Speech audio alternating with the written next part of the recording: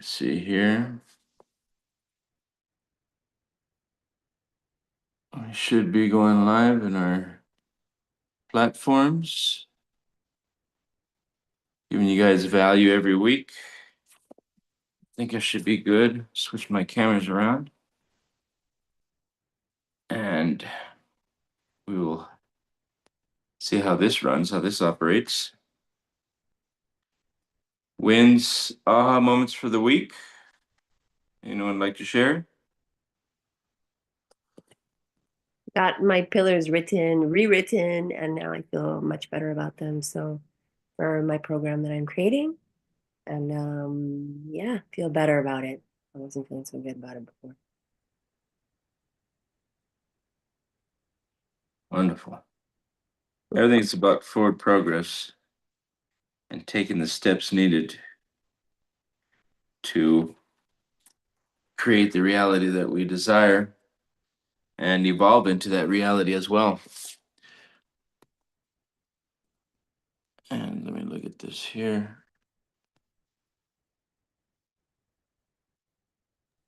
And like I mentioned a couple of days ago, I I really am still struggling with being in the new space that I am and creating a new program from there. So it's challenging for me. It's weird because I can see the future, but it's not easy for me to step into the steps of it. Yeah. To that Yeah. unknown, Pardon me? into the unknown. Yes, that's oh yes, it is the unknown. Well, it's known. I can see the end goal, but the in between. Yeah. Yeah, the unknown is where we find ourselves feeling as if we're drifting. But the truth is, as you're moving towards a different direction or you're changing your strategy or evolving, changing the direction of what you're doing things, you will find and feel the drift. And what's happening is you're in the void of a change. And that change is what you need, letting go of something for something greater. And then the change, you're feeling this stepping out, stepping into the unknown, and the rearrangement. And these are the times when you stay focused on where you're going and what you really want and stay on track. Yes. Because I definitely feel it in my body. Yeah. Feel the fear in my body or the uncertainty in my body. Yes. Good. It's just very important. You're hitting that terror barrier and things are wanting to rearrange, but it's just the rearrangement that creates the growth. May I may I Awesome. begin? Good morning, Ricardo. Hello, buddy. I've been arranging our information. May I say something about Carla's comment? Sure. Hi, Carla. Good morning to you. Buenos días. This fear you're feeling, okay, amidst the impinging change you will be going through or you are going through, is the way your subcortical structure is acknowledging you are in a pinch. Okay, because for it you are in a pinch. For you are about to go against the grain of survival. That's his job. For it, and only for it. That's the place where all kinds of emotions and all kinds of sensation of gratification, satisfaction, satiation, everything is coded there subcortically. Everything, even the most subtle and divine sensation of plenitude, of fulfillingness, has its subcortical structure, subcortical signature in it. Because among many, many other reasons, this subcortical thing is in charge of keeping tabs of what is called negativity bias. Negativity bias. It seems nature has figured out through its own experience in millions and millions of years with alive organisms that it is better to have a bias towards detecting negativity than to have a bias towards detecting something we call positivity or that which gives us pleasure, a sense of comfort and complacency. because there's much more information detecting negativity than detecting positivity, as defined the way I just said to you. So that is always there. Prendido is all on, always on, wanting to tell you, hey, you're going beyond your comfort. Be careful, be careful. You got to do something about it. All animals have have the same thing. Okay, so now psychologically, vivencialmente, you're going through something that takes you away from your comfort. So your negativity bias says, uh-oh, be careful, be careful. Okay, that's just the way that the brain partakes of something that is ineffable, that is not material, that is you. Okay, so what you do in front of it is you say, okay, thank you for the service. Now I'm going to find certainty not in you, but in my own soul. So you give that feeling, that vivencia of clarity that no, and now I want to learn how to live, and I want to learn how to live in my own terms, man. Okay, so now you learn. You tell the negativity back. Now you learn from me, just like before I learned from you. You gave me the services for me to survive. Thank you. I've got all the way here. I thank you for your services. But now let's turn the whole thing around, because no, I don't want to keep on surviving. I want to learn to live, and in my own terms. You're the boss. You're the boss.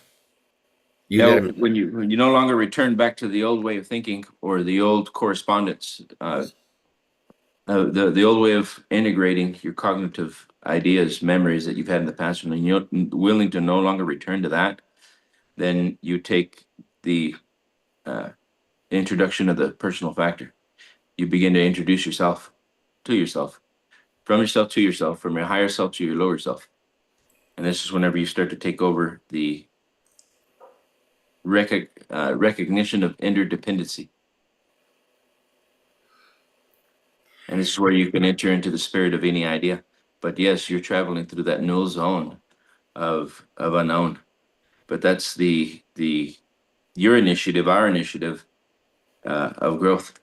And that's how we displace the unknown. Let's move into the work we've been doing on cooperation, and we've been moving to cooperation between the energy systems.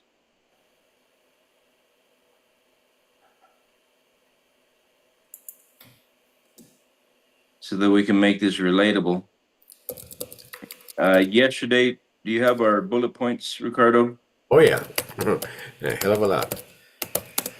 Okay, so what we're trying to find out here from Abraham's intuition. So that is just because an intuition is only good for him.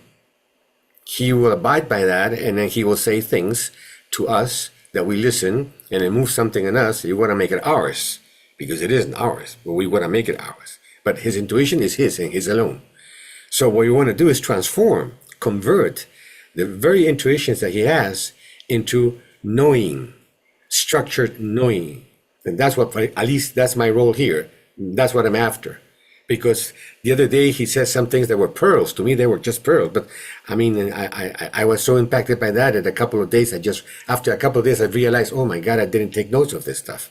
So that's what we're doing. We're retracing our steps to see if we can pick up where I missed picking up the last time we spoke about that. So we started this new way of understanding what the intuition of Abraham yesterday. And we're doing it twice, we're doing it in English and then we do it in Spanish. So that's cool. At least I learned that way a lot more. So we're looking, first of all, one thing I got out of your words, Abraham, is that the autoimagen, the self-image does make a matrix with the 7 chakras. Oh yeah. Okay, so can you please go over that? I'll take my notes. I mean, there's a hell of a lot of stuff here, but let's stop there and let's begin with that. So again, la autoimagen, the self-image, matrices with the 7 chakras. Are you clear what I mean by matrices? Somebody please say anything. Is it clear to you what I mean by matrices with? There's a matrix to be unpacked. If you want to learn to understand the interaction between the self-image and the 7 chakras, or the 7 energy centers. Does everybody understand what I say? Okay, if there's such a silence, it means everybody understands. So, okay, buddy, please go ahead and elaborate on that. Please, elaborate on that. Yeah.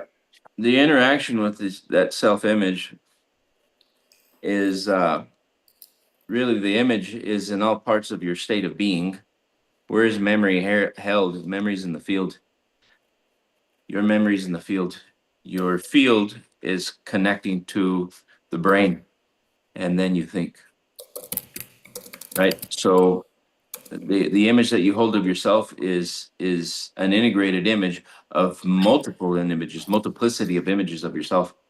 And as you're moving, the energy centers are thinking, you're thinking, it's almost like a dualistic system that's always operating, and it's connecting to your outside world, the inside world.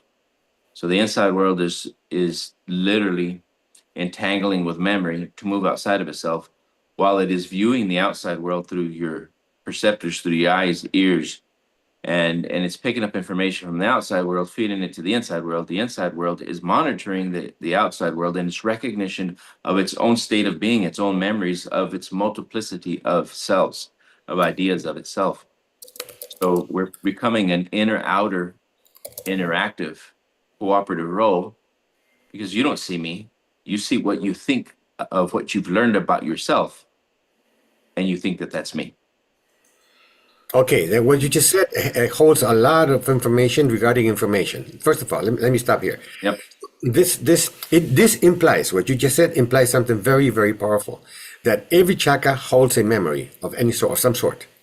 So any chakra is not only energy, it also is connected to information, and information is lodged in that energy somehow, okay, and that information is lodged in that energy, connects to the energy to something we can call memory. Is this true? Do you say that? That's right. Yeah, it's picking up you're literally picking up information, and it's being transmuted to the different energy centers. Okay, so that means that every energy center does add something or takes away something from the information you're picking up, because that energy center has its own type of information in there. Correct. Okay, so now this implies then that the self-image, which I am accustomed to thinking of it as something that is psychologically born in the chattering mind. The self-image is something that is born out of, it is made to happen in the chattering mind, the self-image, because the chattering mind is the part of the mind that is in charge of extracting from the impressions in the brain. The chattering mind extracts from the impressions in the brain. In other words, the brain accumulates impressions of all kinds, and they're based on sensory input, like impressions from your audition, from your eyes, from your ears, from all your senses, from your skin. Oh my God, that one really puts in a lot of that. What's it called? Your skin contributes a hell of a lot of information. Proprioception is another one, profoundly connected to your muscles. That's also sensory. So I was thinking from the beginning that self-image is a phenomenon that is born out of the chattering mind, extracting from sensory impressions. Sensory impressions only happen in the brain, okay? But now, Abraham is bringing into the picture a different dimension of this whole thing. But we'll go into that a little bit later. First, let's make my point here. As you can see, it's a very complex thing. So, self-image, I was gathering, it is born inside the chattering mind, out of the activity which is proprio of the chattering mind. So, and where does it get information? From two sources: from the very soul, from the interaction between your being and consciousness, from your very soul. The chattering mind gets information definitely from there, but it also gets information from the experience with the environment, which is sensory information. And that sensory information is processed as impressions. Impressions are very, very important, and they're part of what happens in the brain, both at the neocortical and subcortical strata. That's where it happens. Okay, impressions happen in the brain. And when you have impressions, which mean the way the brain is processing sensory information from all the senses, okay, when you got impressions do two things to the brain. Okay, it's very important to realize that, to keep it in mind. Impressions in any experience do two things to the brain. So it is not enough that the brain is detecting and processing sensory impressions. It does much more. It does two things to what it is doing in terms of processing sensory impressions. It generates pressure. That is very important. So look, the impressions from the sensory data of experience generate pressure. And the impressions generate imprints. Please mind these distinctions. They're very important to understand the brain. And all of this I just said is somehow connected to each of the 7 chakras that are holding information of its own, adding something to the impressions, adding something to the pressure, adding something to the imprints. You see, where I'm going, Abraham, is complex, man. It's very complex, okay? But I mean, it's your job and my job to marry each other, somehow marry each other here, okay, and generate in us, which is the interaction of what we're doing just right now. Because that is basic, that's a foundational, so that we can really create technology of the soul, man. We're born to do that. It's just natural to us. Maybe for the world may be impossible, maybe not, I don't know. But for us, it's inevitable. So this is where I'm going with all the stuff I'm just talking to you. So now, what the hell do I mean by pressure, and what the hell do I mean by imprints? Okay, you want me to repeat something, guys, or you, Abraham? No.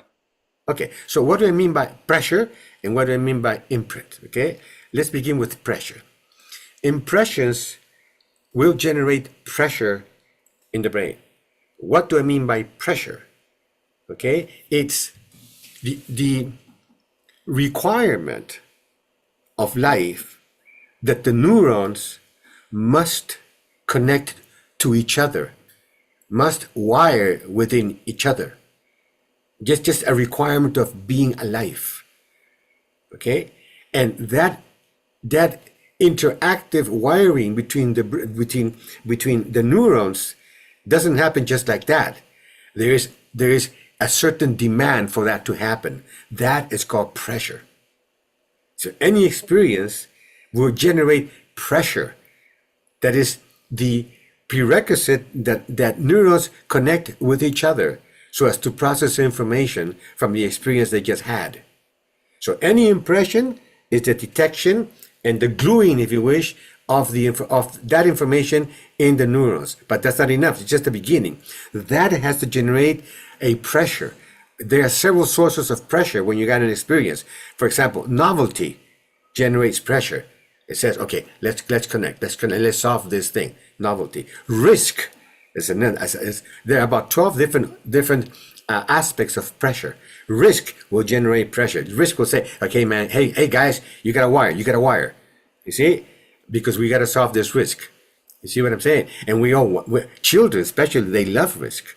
We adults, Carla, for example, just got to take a risk. Ooh, but it doesn't feel good. Negativity bias says, no, I'm counseling against that. You see, this is where adequately built will comes into the picture. But I'm digressing now. So let's go back to this. So pressure is something that the neurons require in order for them to be giddy up into wiring between themselves. That's why the concept of wiring is so important. The result of wiring is synapses. But for me, it's too late. Okay, no. Synapse comes after wiring. So the most important part is wiring, not synapse. You see what I'm saying? So this is why I always give emphasis on the wiring itself, not on the synapse. The wiring is the most important part, because it's one neuron looking with whom else to chat. And they do that by throwing out of their bodies axons and dendrites.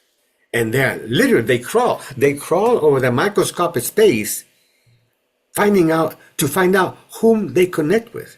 This is literal. I'm not making it up. They're looking for entangling. Cognitive, cooperative with it. Yeah. That's goal-oriented, automatically goal-oriented. Oh, yes, sir. They do that. But the thing is, you see, that the goal, if it only comes from the subcortex, it is clear. Hey, man, we got to survive. You see? So they do that by what? By reacting, uttering reaction. But if a goal comes from a direction that is not reactive, it must come from action. And in human beings, okay, the neocortex is where action is actually detected and processed. And guess what? What do you call action when it goes into the brain? That is called expression. Aha! So look at that. We got, on the other hand, impression from sensory processing, and on the other side, you got expression from action, which leads to motor processing. Look at that. And expression will also generate pressure. So now you got two things: the pressure generated by impressions and the pressure generated by expressions. And the brain has to decide. You don't decide that. The brain decides that for you. Which of the two is it going to favor in any given situation and experience? Will I favor and sacrifice impression to allow expression to take hold of the brain? Or will I favor and sacrifice expression to allow impression to take hold and favor the impression part of it, survival? You see? That is called, literally, that is kinetic conversion. Because whatever it decides, okay, it will make happen two things, which is publicly observable: what you say and what you do. That's all there is. Publicly observable about us: what you say and what you do. See, but that's the result of something called kinetic conversion. And that kinetic conversion is the interaction between what impressions are doing to the brain and the pressure they create, and what expressions are doing to the brain and the pressure they create also in the brain. So if you do impressions, that will generate reaction. But if you do actions from your very soul and that enters the brain, then that will generate expression. You see? Now, this is regarding pressure. So pressure, that force, that imperative that moves the neurons to wire between themselves, okay, has several modalities of appearing. One is novelty. The other one is risk. The other one is uncertainty. The other one is demand. The other one is exigency. What's the difference? Demand is pressure that comes from the environment. Exigency is pressure that comes from the mind, from the soul, from the heart of the mind. So we have to learn to use these words technically, not to use one as a synonym of the other. That's wrong. Not if you want to do a neuroscience of consciousness. Demand is a pressure that comes from the outside. Okay? Exigency is a pressure that comes from the inside. So a demand is always producing impression and vying for your reaction, unless you are aware, and then you can convert your reaction into action. You see? Exigency, no. Exigency is the usher. It ushers action. As long as you become aware, it ushers action. And that tickles the neocortex. You see? Now, let's look about the other element of impression. I just spoke about pressure. Now let's talk about imprint. That is also very interesting.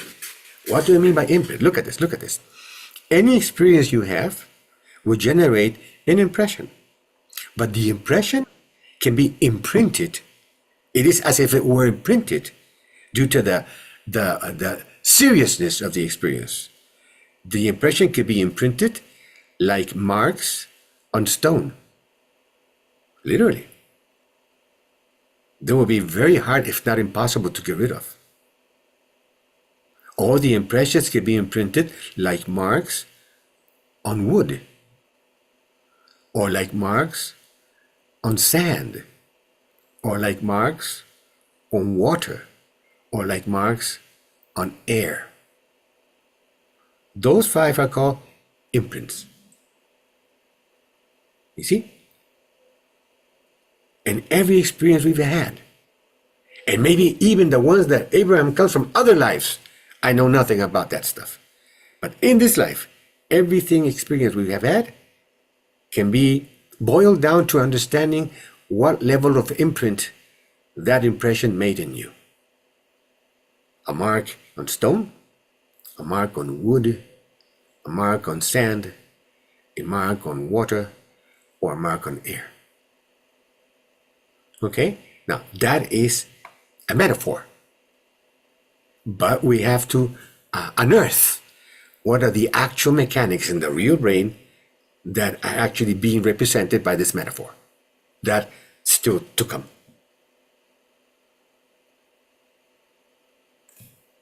Are you guys there? Yeah, I can see her. Yep.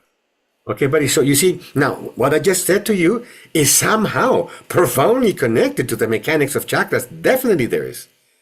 Yeah, because they're all integrated. The Oh boy. Yeah, yeah, you can't go one place and not meet the other. Yep, exactly. But we see we have to distinguish between them and then do the job of connecting everything we distinguished. Yep. That's our job, man. That's our job.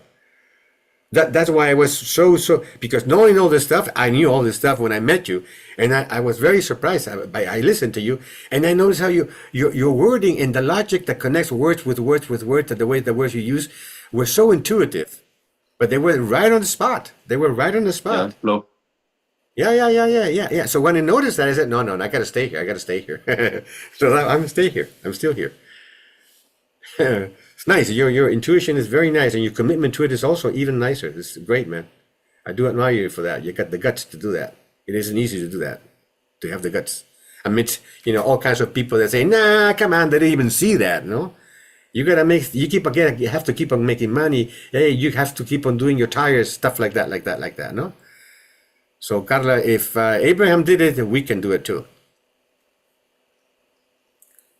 Yeah, this excitation or even urgence that we have is in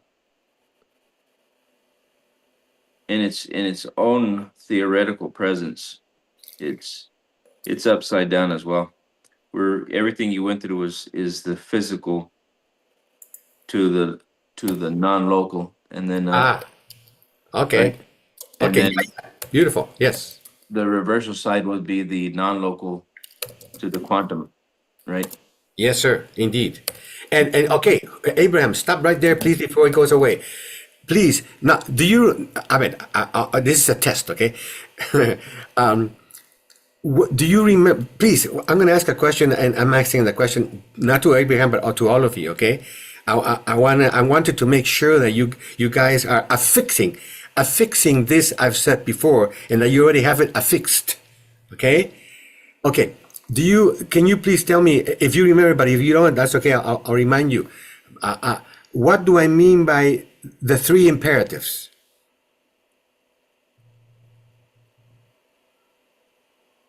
There are no more. There are three imperatives. In the entirety of the human identity and all the structure of all the complexity, there are only three imperatives. Have you already assimilated all of them under the word imperatives? You see, in my work, when I say the word imperatives, I immediately, schematics of the three already comes. They are fixed like that. There's no way they can change unless I change them. But there's no need to, because they're actually describing the truth, the facts and the truth. So what are the three imperatives that are present in anybody's life? There are three. And they lie along a range, a spectrum. Remember, buddy? Yes, no? Local, non-local, bilocal. Beautiful. But they're not it. But they are completely connected to the three I'm looking for. Beautiful. Yes. They're linearly connected to the three. Linearly. So the non-local is connected to one of the imperatives. The bilocal is connected to the other imperative. You see what I'm saying? Mm-hmm. And the local connected to the third imperative. Can you remember that? Do you remember which of the three they are?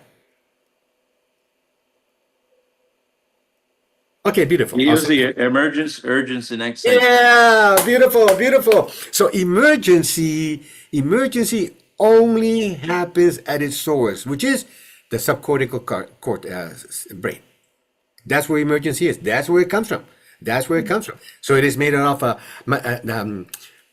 this bias, negativity bias. It's made of emergency reaction. Is made of all these buzzwords that are And this is where I was taking you yesterday. But those are the three emergence motivations that make you. Got it. I know. I saw it. Now, you see what I'm saying? If we don't have the words straight, man, we are going to commit all kinds of weird stuff with our talking. I'm going to take you there. That's why I'm bringing this up right now. So look. So emergency is on one hand. It's part of What's happening in the survival imperative is called emergency. That's only and only subcortical. On the other end of the spectrum, you got urgency. And urgency is a different thing, and it is born out of a different thing, completely different from where emergency is born out. Where does urgency come from?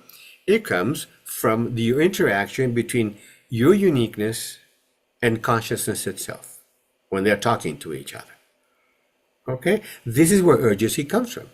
It's an imperative that lets you know, hey man, there's an urge here. There's work that has to be done. Come on, be conscious about it, become aware of it, like that. That's an urgency. It's called urgency because it comes from a place where there is no time. You see? But the thing comes into the place of the heart of the mind where there's still no time either, but there are mechanisms that pick it up, okay, and it generates an impulse that pushes you into action. Yeah, but I believe those three imperatives that you're talking about are only they're only aware because it's made himself local, because its presence is in the local state, not in the non-local. Yes, sir. It is local. It's we're viewing things as a wave, but that wave is already separated from the sea. Yes, it is. And now that very So wave, its function is it's already biased. It's already almost controlled. what do you mean almost control? What do you mean by that? Almost control. What do you mean? What do you mean by that? Because as long as its awareness is from the function of a particle, it's controlled by the particle. But if it can transmit, if it can transcend, if it can go beyond itself, go beyond its awareness from the particle to a wave, then it opens up a whole different motivation, which would be a quantum engineering or a quantum motivation. Can you please put on the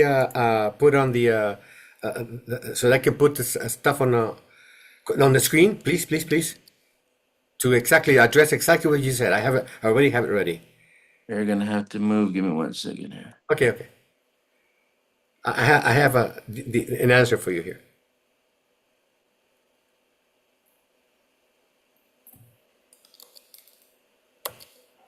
And this is where I was talking about a quantum computer or a quantum entangle to be able to measure the entanglement and where that state is at.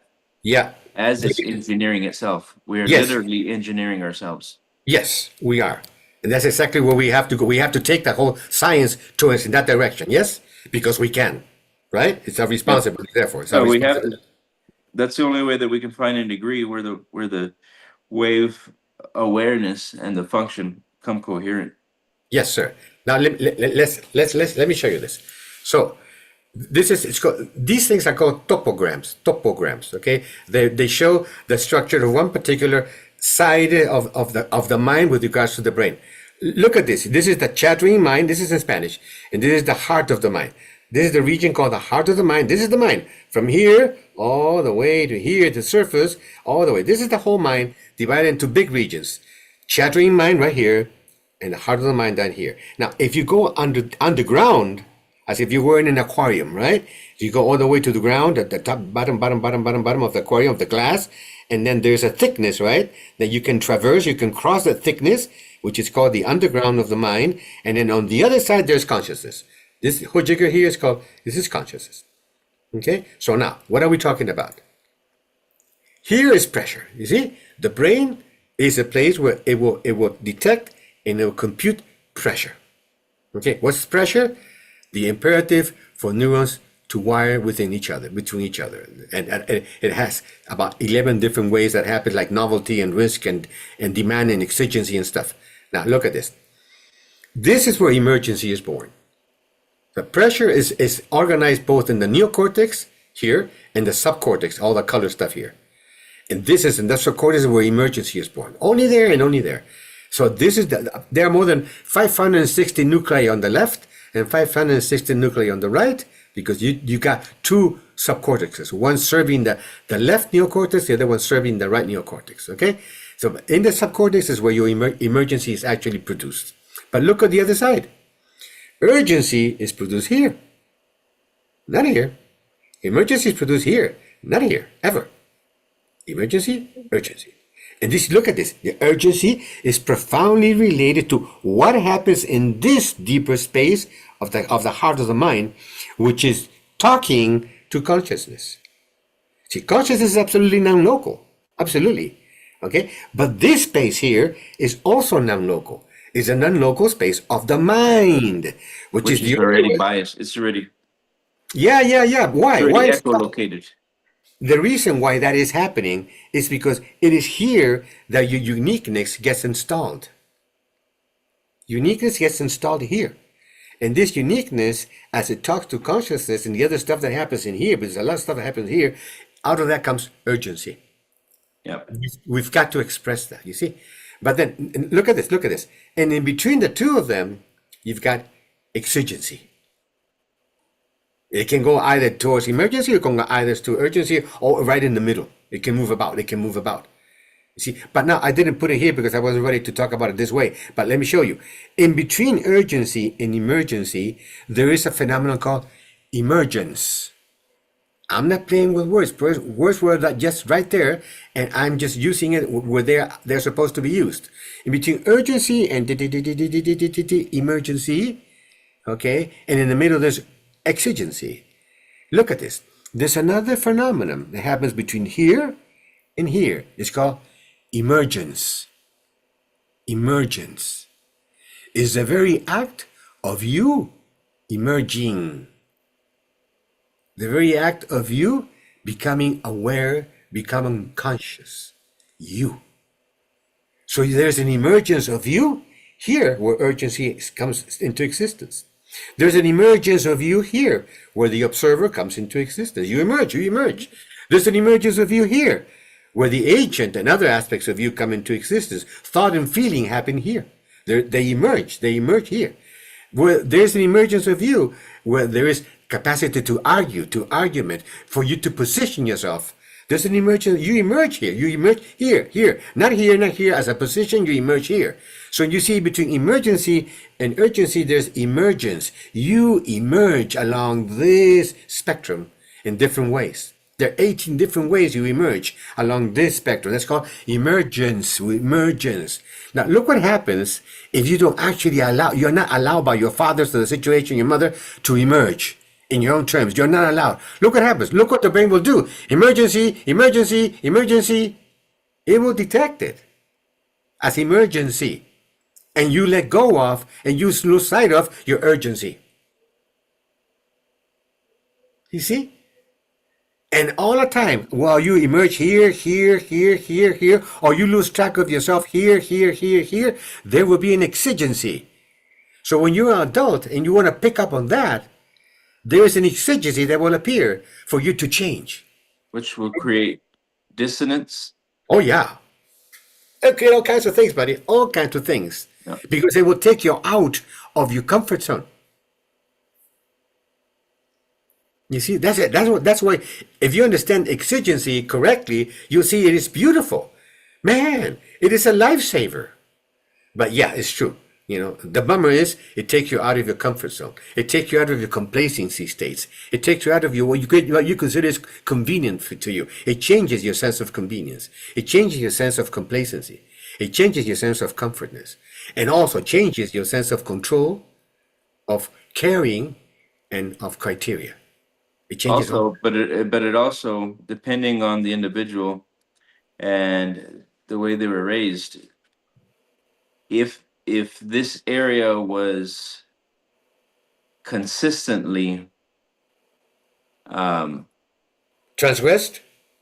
how could I say it? They waited in this area for a long time. They waited. They were programmed never to go beyond to resist change and resist being changed. Yeah. And then this is what a lot of people are programmed to resist change and resist being changed.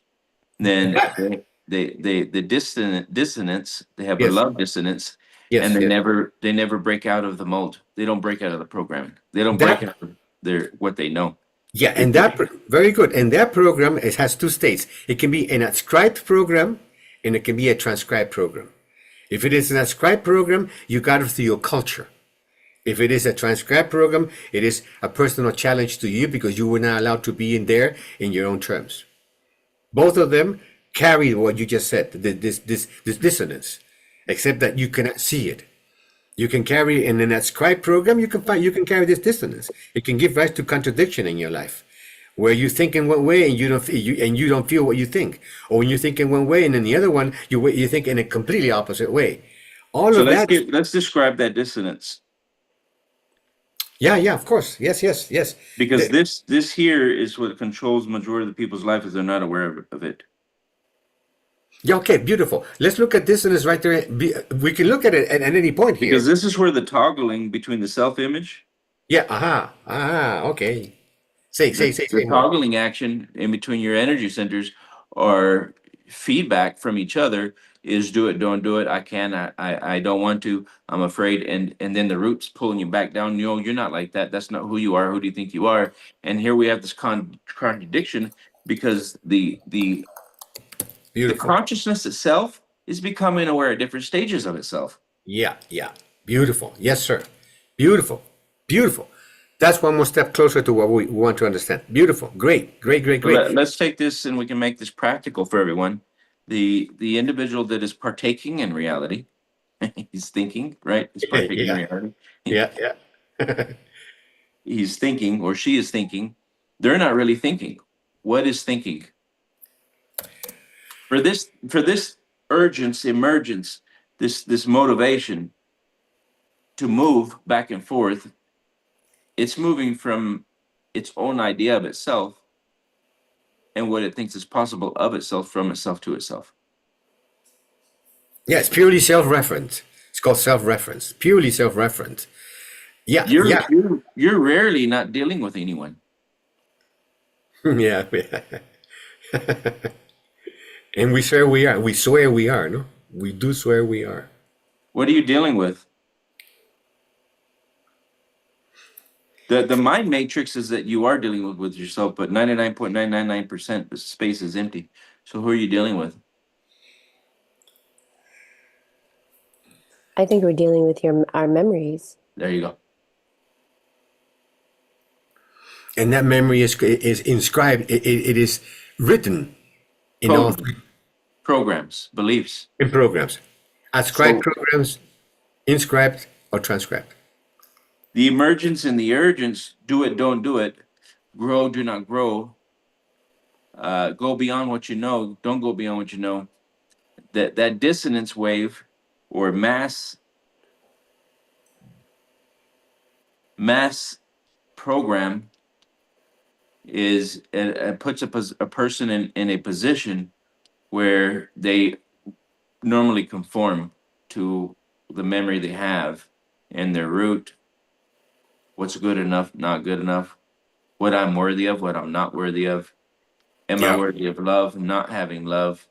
Am I going to treat someone bad? Is that how I survive? And when I go to my root energy for survival, do I go to survive to treat other people indirectly?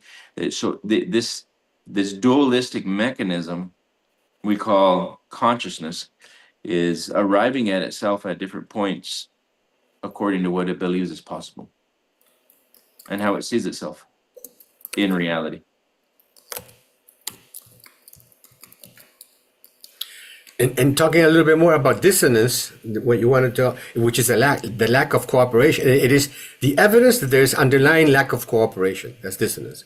There's the evidence. There's an underlying lack of cooperation, and this you can pin it down all the way. I mean, whatever happens here in the emergence of yourself, to all these stages of emergence of yourself, until you land in an emergency or lack of emergency, because there's no emergency, you are able to be in your terms, and you condition your brain to your own terms. No problem there.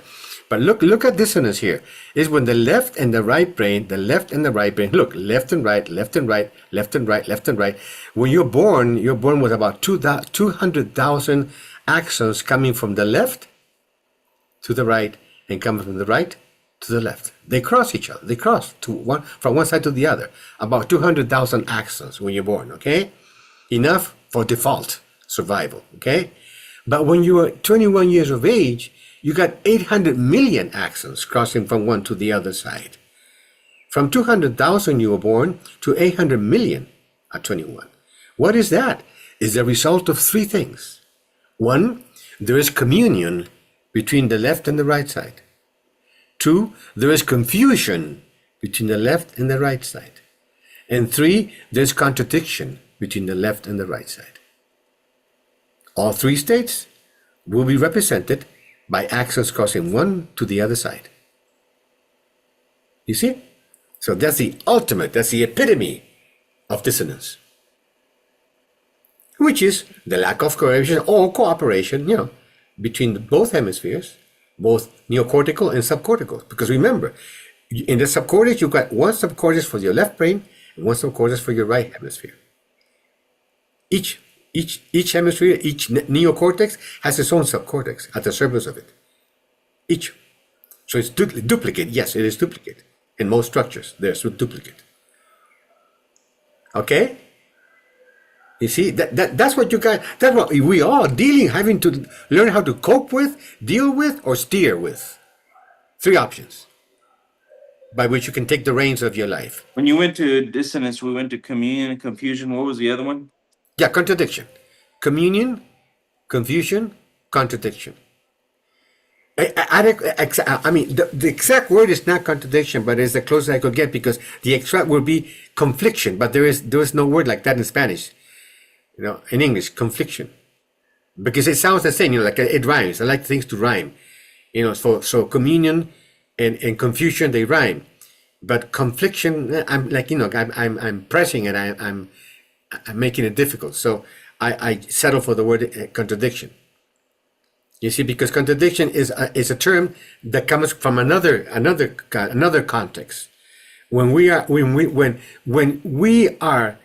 facing any new experience, we need to position ourselves ante esa experiencia. The positioning happens here. You see, the brain, the subcortical brain, which is the place that gives rise to, for example, negativity bias, right? And all that stuff that we spoke about, emergency, right? It is also the place where instinct happens.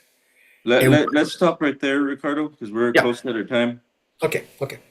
The dissonance is happening because he's not aware that he's more than what it is. Yes, sir. That's the only reason why it can happen. So dissonance would be similar to, that you could become more, you could have more, but you don't go after it. You don't do it. You're not willing to deprogram. So there's a lot of people, we all face it. We all have to face it. We all face when we get to the point we don't know what to do next. And when you're not willing to untangle or deprogram yourself, you're not willing to step forward and reprogram and you positioning for yourself, you're in dissonance. And Yes. Everybody eventually gets to dissonance. And what it is lack of awareness that they're more than what they're expressing and not willing to re-engineer it. Yes. So they go back to default. You go to default mode. What is default mode? When you go back to what you know, you go back to the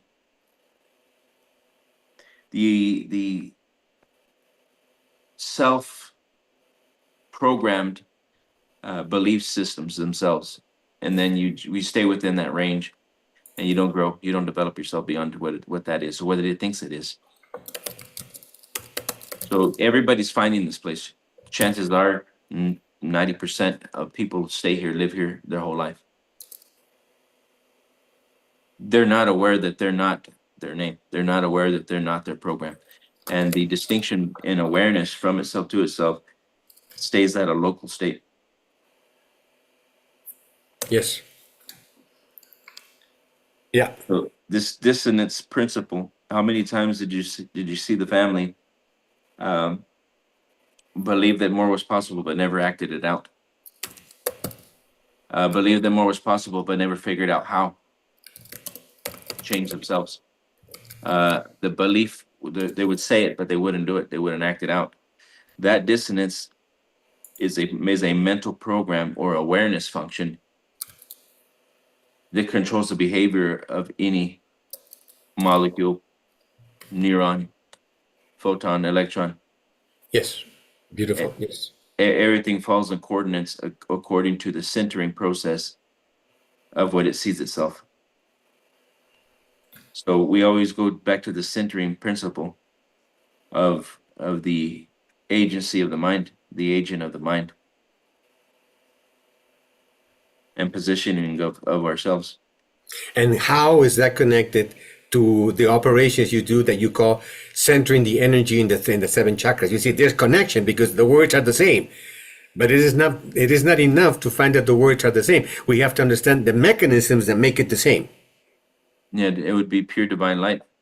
It'd be awareness. The only way to flow through those energy centers or reprogram. I mean, you've got, when they say the neurons, or how many neurons you have, how many do you have in your heart? How many do you have in your energy centers? How many thinking processes do you have that contradict that anything and everything is possible, and then that they're all being Uh-huh. how would I say it?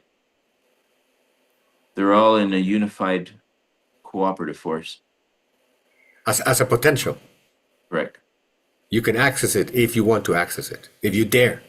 If you dare. Or you give Yeah. yourself permission. But at the same time, you're going to, if you do give yourself permission, you're still going to you will have to reinstate, reprogram, and teach the body to act and behave as it would never have behaved. Yeah. Yeah. Yeah. And that implies engaging all the circuits that allow the muscles to be part of the whole thing. Not just the muscles of the tongue, but the muscles of the body. Yep. Yep. We are at our time. Do we have any thoughts, takeaways, questions? Yeah, I think that in order to reinstate and reprogram to act and behave as you never would, I feel or I think that you have to make space in your body because you're holding the trauma, you're holding the memories of these experiences in the body. I don't think they're in your mind, they're in your body. So, in order to, excuse me, be able to move forward, you got to release so that you can fill in with more. Does that make sense? The reins, las riendas, the reins, reins, the reins, with the things you pull or you do not, or you stop pulling, are in the mind itself, and the nature of the way the will begins. And the will is only organized inside the mind. But the muscles respond to that. So if inside your mind you do not let go of something, the muscles won't. If in your mind you pick up the reins to pull and push, the muscles will. Okay? One is the effect and the other one is the cause. You see? And when it goes to the brain and then to the muscle, what you're doing is when you pick up on the reins or you let go of the reins, which happens in your mind, the brain will automatically vibrate to that, and it will do something very important. It will activate your autonomic nervous system. Because it's from there, when you let go of something, the parasympathetic will kick in, and the brain and the body will relaxes, because you are letting go. You see, and when you pick up the reins, you want to giddy up the brain. Okay, you pick up the reins, reins, in the mind, then the sympathetic kicks in, and it will push chemically the body to take you where you want to go. I agree with obviously everything you're saying. I 100% agree with, but I think that sometimes people aren't aware that they are holding and they don't know that they can make that choice to release is what you're always saying, Abraham. But it's a real thing. I've seen it in my somatic courses where they're going there because they don't feel good. And so you're like, okay, we're going to do this somatic breath work. They don't know what they're going to release. Yeah, right. Right. It's a bidirectional thing. I mean, the cause is originated inside ineffably, and the effects is produced outside. But you can work on the effect from the outside with massage or any kind of work you want to do somatically. Yeah, and it will feed back to the brain, which feeds back to the mind. It's a feedback mechanism. It's called feedback. And from the mind, it goes back to the wave or the wave function. Yep. Just thought itself. So we're always, the average individual is working from the outside in instead of from the inside out. Yes. Yes. That's what we want to, that's what we are wanting to emphasize here. I mean, there's a role for what you just said, the somatic work, Carla. There's definitely a role, yeah. Particularly with people who do not want to wake up. Exactly. Hey, doctor, will you please give me a pill? What do you want it for? I have a tummy ache, very one, and a lot of indigestion and acid reflux and all that. Oh, okay, yeah. But tell me, before I give you the pill, what happened? Did you eat something? Oh, yeah. Last night I ate pork about 2 o'clock in the morning, and then I ate some ice cream immediately and some peanut butter. Yeah, but okay, but yeah, that's got nothing to do with it. That's got nothing to do. Will you please just give me the pill? I want to feel better right now. That's exactly the way we approach our own transformation. That's the way we do it. What we're emphasizing is, look, come on. Okay, fine, yeah, I can give you the pill, okay, but don't come back next time, okay? Please die. Oh my God. Yeah, when I say die, I mean not your body. You die, psychologically die. So you stop giddy up in your brain to do something that is not good for your body. But the only way you can do that is you have to stop being your old stupid self. Die, man, die. Yeah, well, that dying, or the analogy of dying, is the imperative force within causing you to act and behave is what you don't really want. So those are programmings and belief systems that are controlling the behavior of an individual, causing them to get up and act and behave as they do. We're That's at our your time. Yeah, that's your negativity bias insisting in being negativity bias. Yeah. Thank you guys. We're going to close our live feed. And again, this is to help individuals really develop themselves, really get a better understanding of who they are, what they are, and how to go beyond. We'll see you guys. Leave any questions and get involved. Send us a message. We will continue on. And really, it's time to move into the TM. Okay.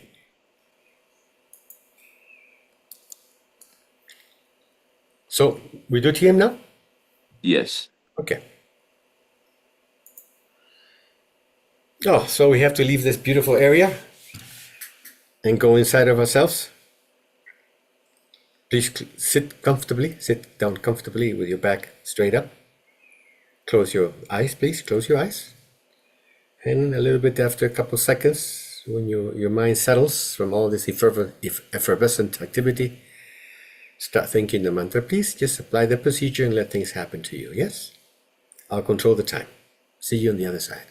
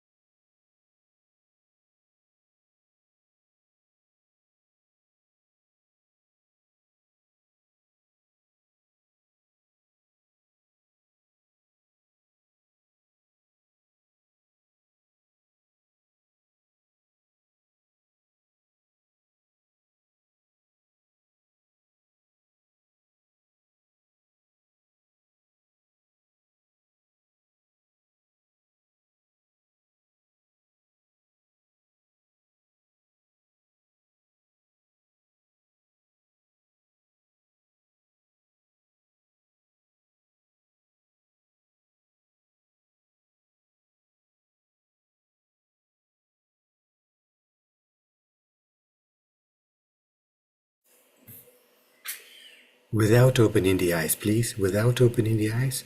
Stop thinking the mantra, and if the mantra keeps on coming, just do not favor it anymore, okay? We finished the session. Do not open the eyes until about at least 1 more minute, okay? Please, please.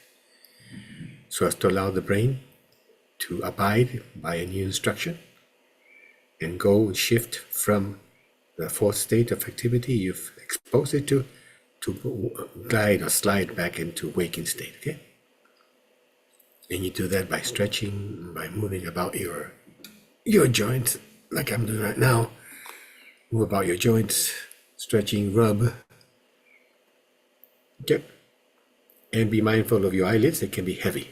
At times it can happen. Do not force them to open. Do not force your eyes to open if the eyelids get heavy.